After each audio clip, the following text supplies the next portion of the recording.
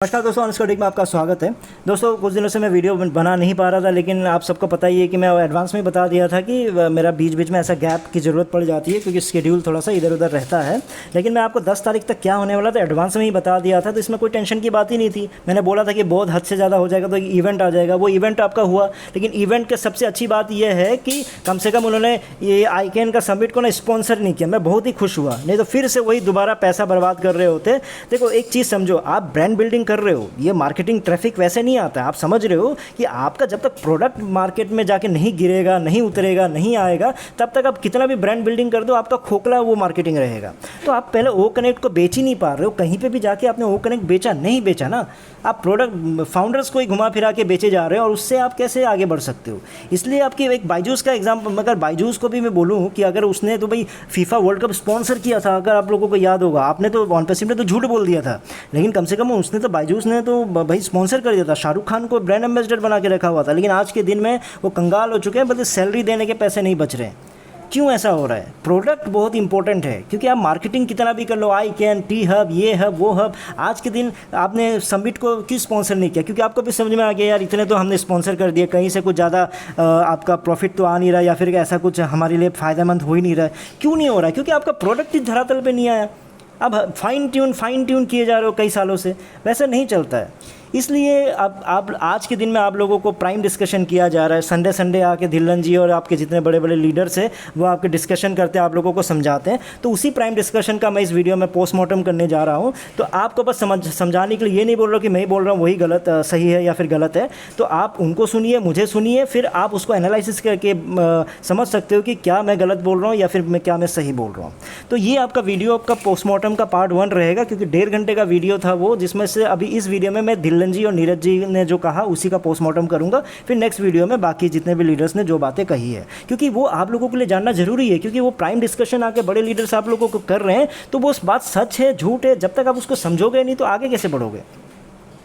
तो धिल्लन जी का कहना है कि ऑन पैसिव क्या है कि राइट डायरेक्शन में जा रहे हैं, और हम लोग जो आम इंसान हैं, वो आम इंसान, ऐश भी आम इंसान है। जिस तरह के ऐश ने एक सपने देखा, तो सपना देख के आज हम लोग कितना आगे बढ़ चुके हैं, कितना आगे आ चुके हैं। ऐश का सपना पूरा होने जा रहा है। ऐश का सपना क्या है? वो सपना ये है कि जितना भी आम इंसान है, हम लोग जितने भी आम इंसान हैं, उस आम इंसान को मिलियनर्स और बिलियनर्स के साथ खड़ा करने का, उनके साथ अरबपति खरबपति बनाने का। हम लोग जितने भी आज आम इंसान हैं, क्या हमने पहले कभी सोचा था कि इस तरह से बातें कर पाएंगे?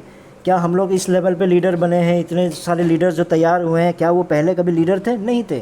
कितने भी लेडीज़ हैं, वो लोग किचन से निकल के किचन तक सीमित थे, लेकिन आजकल आके कितनी अच्छे मीटिंग्स लेते हैं, कितनी बातें करते हैं। ये सब क्यों हो रहा है? इसको तो आप समझ ही नहीं रहे हो, बस पैसा पैसा पैसा करते रहते हो। भाई, ये भी तो एक आपका अचीवमेंट है ना। तो ये किसकी वजह से हुआ? ऑन पैसिव की वजह से हुआ है। फिर धिल्लन जी वही नाराज़ हो रहे थे कि जितने भी हम लोग कितने बातें करते हैं, कितना मेहनत से आगे बढ़ रहे हैं, लेकिन हम ही में से कोई आम इंसान क्या करते हैं, हमको स्कैमर बोल रहा है, टेररिस्ट बोल रहा है, चीटर बोल रहा है। तो ये सब दुख होने की बात है, और हम आम इंसान ऐसी बातें सुनने की आदी नहीं है। हम लोग ऐसा बातें नहीं सुन पाते हैं, लेकिन फिर भी हम लोग सुन रहे हैं। लेकिन उसके बावजूद भी ऑन पैसिव, हम लोग ऑन पैसिव के साथ हम लगे हुए हैं और हम आगे बढ़ते जा रहे हैं। अब जिस हिसाब से ऑन पैसिव इतना ग्रो कर गया, इतना बड़े लेवल पे आ गया, तो जब बड़े लेवल पे चीज़ें आ जाती है, तो उन्होंने हर्षद मेहता का एग्जांपल दिया, जो आपका शेयर मार्केट का जो केस चला था, तो उसी का एग्जांपल देते हुए बोला, जब आप बड़े लेवल पर चीज़ें पहुँच जाते हो तो आपके पीछे गवर्नमेंट लग जाती है, आपके पीछे बड़े बड़े लोग पड़ जाते हैं, जिसकी वजह से सेम ऑन पैसिव के साथ हुआ। और ऑन पैसिव के पीछे भी बहुत लोग पड़ गए थे, जिसकी वजह से बहुत सारे चैलेंजेस आए, बहुत सारे प्रॉब्लम्स आए, बहुत बार फेल हुए, बहुत बार पीछे आना पड़ा। तो एक ने तो भैया साथ में आने के लिए रेडी इस बात पे हो रहे थे कि वो ये बोल रहे थे कि ऑन पैसिव का पहले नाम चेंज कर दो, लेकिन ऐश ने उसको रिफ्यूज़ कर दिया। बोला कि नहीं, ऑन पैसिव को मैं अपनी तरफ से चलाऊंगा, मेरा जो एम है गरीबों के लिए जो अपलिफ्टिंग ह्यूमैनिटी, मैं उसी तरह से काम करूंगा।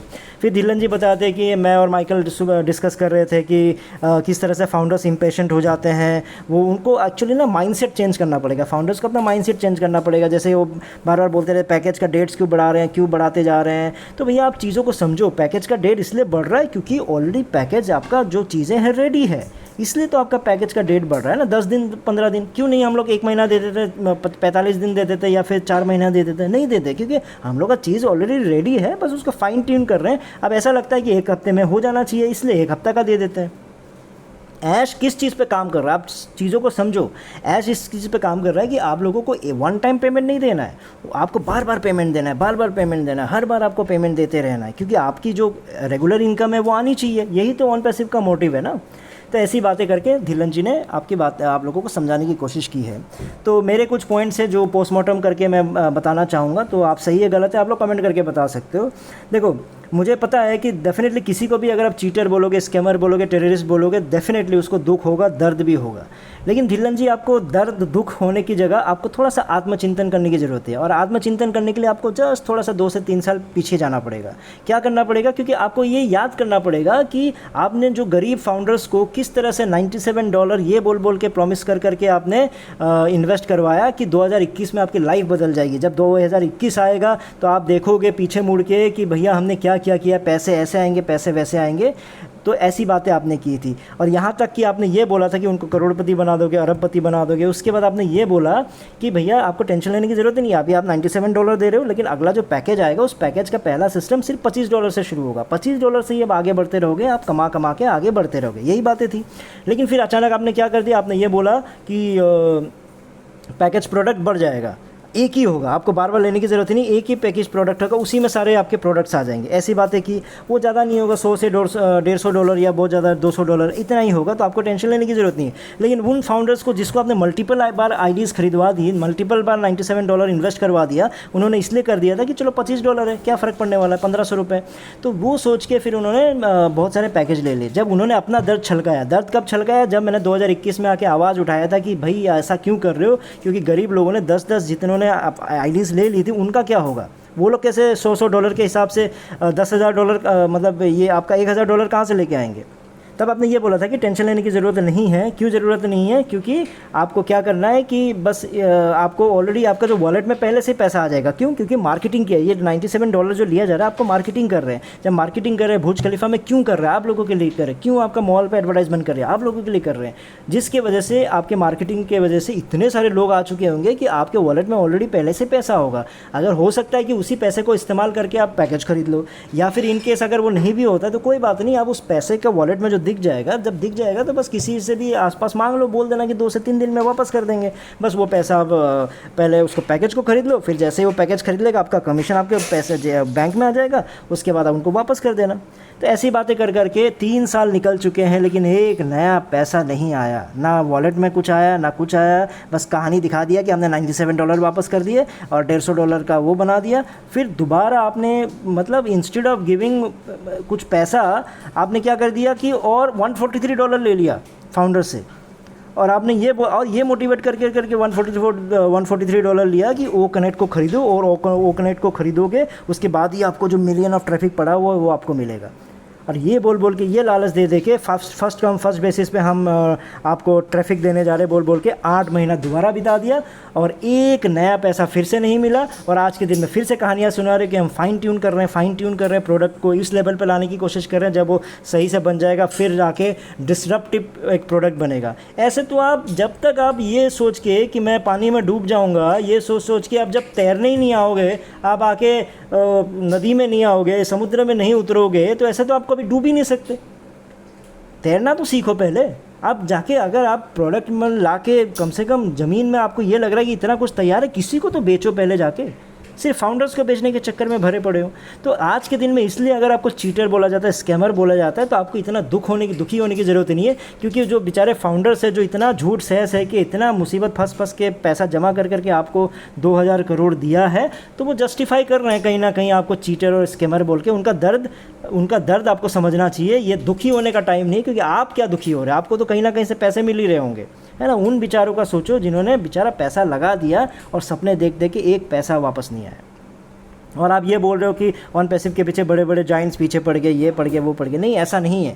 किसी भी बड़े जाइंट के पास इतना टाइम नहीं है कि ऑन पैसिव जैसे कंपनी को अभी लग जाए, जिनका धरातल में एक प्रोडक्ट भी नहीं उतरा। हाँ, ऑन पैसिव का मार्केटिंग जब कर रहे थे तो ऐश जाके या फिर बड़े बड़े जितने भी आपके लीडर्स है वो जाके अप्रोच जब करते थे बड़े बड़े लोगों से, तब वो आपको वो बोलते थे कि अरे भाई ठीक है क्या है। जब वो बिजनेस आइडिया के अंदर घुस जाते थे कि ऑन पैसिव एक्चुअल में चाह क्या रहा है, कर क्या रहा है, फिर वो हाथ खड़ा कर देते, अरे नहीं भाई हम इसमें नहीं घुस सकते, क्योंकि आपके जितने भी कस्टमर्स हैं वो तो एक्चुअल ऑर्गेनिक कस्टमर्स है ही नहीं, वो तो भैया पैसा लेने के चक्कर में।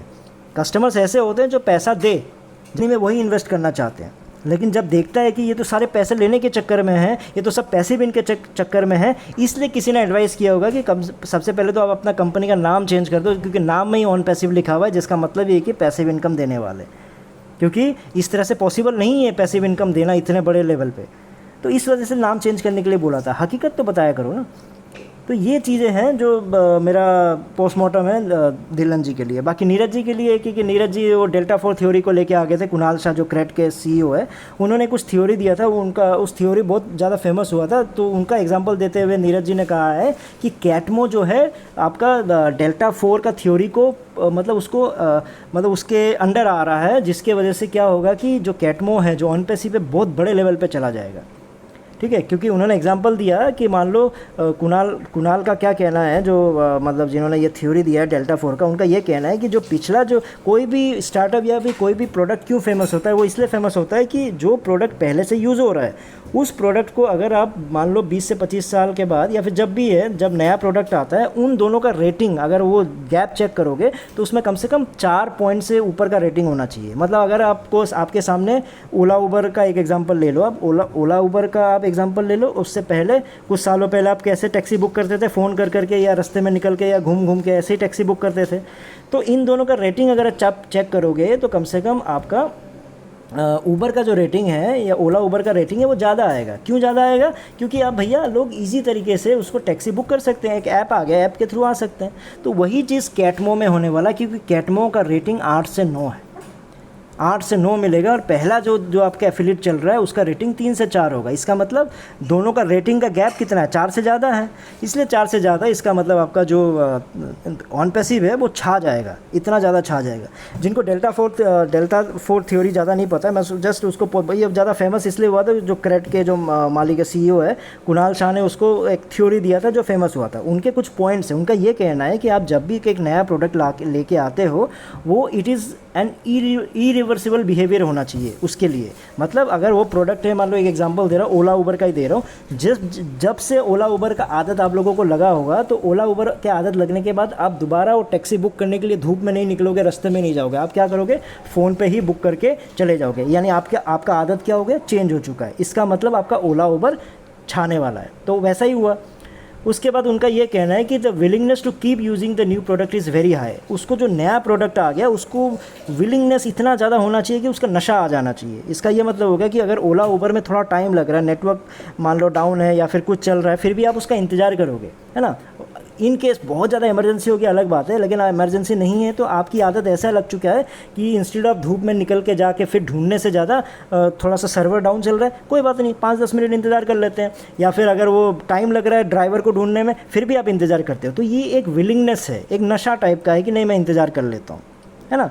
अब यही फिर तीसरा आपका पॉइंट है कि UBP यानी यूनिक ब्रैक वर्दी प्रोपोजिशन। मतलब ये हो गया कि ह्यूमन का नेचर क्या होता है कि अगर कोई नया एक्साइटिंग प्रोडक्ट मिल जाता है, नया एक्साइटिंग कुछ मैंने यूज़ किया तो मैं उसको बढ़ा चढ़ा के आगे बोलूँगा, मैं दूसरे लोगों को भी बताऊँगा, अच्छा ये यूज़ नहीं कर रहे हो, वो यूज़ नहीं कर रहे हो। तो ऐसी चीज़ें आपका आगे मार्केटिंग में काम आ जाता है, जो आपका USP बन जाता है। ठीक है, तो ऐसी बातें कही है। तो अब इसका नीरज जी का भी पोस्टमार्टम कर लेते हैं। तो देखो नीरज जी, प्रॉब्लम क्या है कि आपने थ्योरी वोरी सब कुछ अच्छा एग्जांपल लेके तो आ जाते हो, लेकिन आपको समझना पड़ेगा कि ऑन पैसिव के लिए कोई भी थ्योरी, कोई भी फॉर्मूला काम नहीं कर सकता। क्यों? क्योंकि ऑन पैसिव जो चीज़ बना रही है वो कम से कम ऐसा बनाना चाहिए जो आपका प्रॉब्लम, कंज्यूमर का प्रॉब्लम सॉल्व करे। बल्कि आपका ऑन पैसिव प्रॉब्लम सॉल्व नहीं कर रहा, प्रॉब्लम क्रिएट कर रहा है। कैसे? क्योंकि क्या है कि आपने ये बोल के वो कनेक्ट सबसे खरीदवा दिया कि भैया आपको कमीशन मिलेगा, पैसा मिलेगा, लाइफ टाइम इनकम मिलेगा, जिसके वजह से लोग ने भर भर के पैसे दे दिए और आपके पास कोई सोल्यूशन नहीं है आज के डेट में। ना आपके पास कोई पेमेंट प्रोसेसर है बता रहे हो, ना ये है ना वो है, सारा प्रॉब्लम आपका, सारा थ्योरी है, हम ये भी कर रहे हैं वो भी कर रहे हैं। और अगर डेल्टा 4 के पॉइंट्स को भी अगर आप जाओगे तो किसी भी पॉइंट को ऑन पैसिव फुलफिल नहीं कर रहा है। इसको लेके कोई भी ब्रैग नहीं कर सकता कि वो कनेक्ट को जाके कोई भी आके नहीं बोल पाएगा देखो वो कनेक्ट के साथ ये हो रहा है, वो कनेक्ट के साथ वो हो रहा है, ऑन पैसिव ये मेरे को दे दिया, ऑन पैसिव वो दे दिया। कुछ नहीं, किसी ने आज एक पैसा ऑन पैसिव ने नहीं दिया, तो कोई भी जाके आगे क्यों बोलेगा।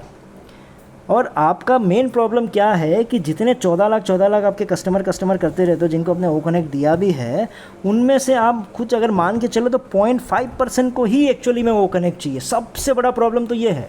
आप जो चीज़ बेच रहे हो, जो चीज़ आप दुनिया को दिखा रहे हो कि मेरे पास इतने कस्टमर है, वो कस्टमर है ही नहीं, उनको वो कनेक्ट चाहिए ही नहीं। सबसे बड़ा प्रॉब्लम, क्योंकि आपने उनको इसलिए वो कनेक्ट बेच दिया, वो आपके कस्टमर इसलिए बन गए क्योंकि आपने ऐश ने या फिर उनको ये बोला कि प्लीज़ वो कनेक्ट खरीदो, और वो कनेक्ट खरीदोगे तो आपको ज़िंदगी भर क्या मिलेगा, पैसिव इनकम मिलेगा। क्योंकि एक ओ कनेक्ट अपने आप में एक कंपनी है, ठीक है, ओ कनेक्ट अपने आप में एक कंपनी है, और ओ कनेक्ट ही काफ़ी है आप लोगों को पैसा देने के लिए।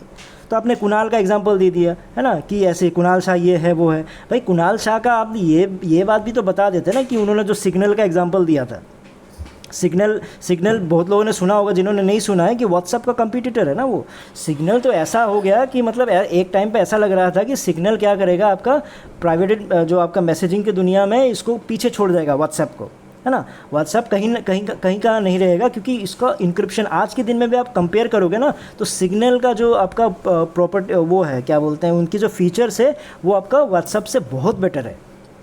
मतलब आपका इंक्रिप्शन जो सिक्योरिटी को लेके है बहुत आगे है व्हाट्सएप से। लेकिन आज के दिन में किसी ने, आप में से मुझे लगता है कि बहुत कम लोगों ने सिग्नल के बारे में सुना होगा, है ना। 2021 में मुझे याद है, 2021 या 22 की बात है, जब कुणाल शाह ने खुद बोल दिया था कि मैं सिग्नल यूज़ कर रहा हूँ। अब एलोन मस्क ने डिक्लेयर कर दिया था कि सबको बोल दिया था कि सिग्नल यूज़ करना शुरू कर दो। कितने आपके इंडिया के जो महिंद्रा के जो मालिक है आनंद महिंद्रा, उन्होंने भी सिग्नल यूज़ करना शुरू कर दिया था। लेकिन आज के दिन में आपको क्या लग रहा है, व्हाट्सएप को पीछे कर पाया? नहीं कर पाया ना। क्यों नहीं कर पाया? इतने सारे फैसिलिटी, मतलब इतना, मतलब उससे तगड़ा है व्हाट्सएप से, इतने बड़े बड़े लोगों ने मार्केटिंग कर दी। उसके बाद आप में से मुझे बहुत कम लोगों को पता होगा कि सिग्नल नाम का कोई व्हाट्सएप का कंपटीटर भी है। क्यों? क्योंकि अरे भाई ज़्यादातर लोगों को फ़र्क ही नहीं पड़ता मुझे प्राइवेसी से क्या मतलब है। अरे भाई हम लोग व्हाट्सएप कर रहे हैं, मजाक कर रहे हैं, टाइम पास कर रहे हैं, ठीक है, मैसेज आदान प्रदान करना था, कर दिया हमने। जो आपके सिक्योरिटी लेवल वाला है बहुत कम है वैसे लोग, तो इसलिए उसका जो कंटेंट, उसका जो डेल्टा 4 है उसको क्रॉस नहीं कर पाया, जिसकी वजह से फेमस नहीं हो पाया। यही बात तो कुणाल ने भी कहा है। तो सेम चीज़ तो आपका ऑन पैसिव के ओ कनेक्ट के साथ भी हो रहा है। किसी को क्या मतलब है 10,000 एक साथ कर दे, किसी को क्या मतलब है 4K में चला जाए। आप लोगों को बताओ, आप ओ कनेक्ट तो ऐसे भी यूज़ नहीं करोगे, लेकिन आप लोगों को अगर ज़बरदस्ती भी यूज़ करा दिया जाए तो आपको फ़र्क पड़ेगा कि 10,000 अलाउ कर रहा है आपको। क्या आप 10,000 के साथ मीटिंग करोगे? कितने कर लोगे? 1 2 14 लाख में से 1 या 2, है ना। उससे क्या आपका प्रोडक्ट आगे बढ़ सकता है? नहीं बढ़ सकता ना। तो इसलिए आपका ऑन पैसिव आगे नहीं बढ़ पा रहा है।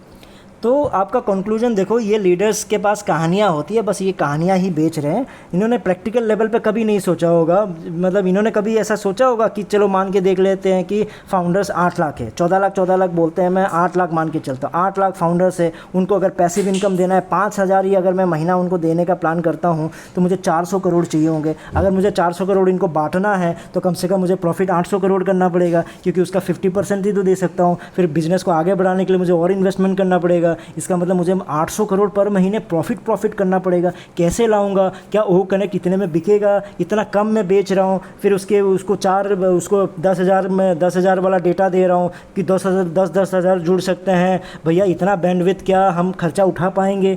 ये सब तो कैलकुलेशन आप कभी करोगे नहीं। बस सपने आ गए, बेचना था, MLM वाली थिंकिंग आ गई, बेचते। बस ये बोल देने से थोड़ी हो जाता है कि हम MLM नहीं है। आपकी सोच MLM वाली है। कभी तो कैलकुलेशन करके देखो ना कि मैं 8 लाख लोगों को 5,000 दिला के दिखाओ। करोड़ों को तो छोड़ो, लाखों को छोड़ो, 5,000 करके दिखाओ। 400 करोड़ कैसे लाओगे? 800 करोड़ कैसे लाओगे? 400 करोड़ तो बांटना है आपको फिर कंपनी को और बड़ा करने के लिए फिर और आपको 800 करोड़ 900 1000 करोड़ कैसे हर महीने प्रॉफिट लाना पड़ेगा। क्या आप आईकैन के साथ दोस्ती करके कर पाओगे? क्या आप टी हब के साथ दोस्ती करके कर पाओगे? नहीं ना। आपको पहले ज़मीनी स्तर पे जाके जो कस्टमर्स है उनको आपको लुभाना पड़ेगा ना। जो ज़मीन स्तरीय जो ऑर्गेनिक कस्टमर है उनको ट्रैफिक ही टी हब थोड़ी ला के देगा। उनको तब स्पॉन्सर के पैसे दे दिए, काम ख़त्म, पैसा हजम कर दिया उन्होंने। तो उन चीज़ों को समझो। तो इनका अगर आंसर है तो बताओ, नहीं तो ये कहानियाँ सुना के कोई फ़ायदा नहीं है। आपका प्राइम डिस्कशन नहीं होगा, उनका पोस्टमार्टम ऐसा ही चलता रहेगा। ठीक है दोस्तों, इस वीडियो में इतना ही था। फिर नए वीडियो में नए टॉपिक के साथ होंगे। तब तक के लिए टेक केयर, बाय बाय।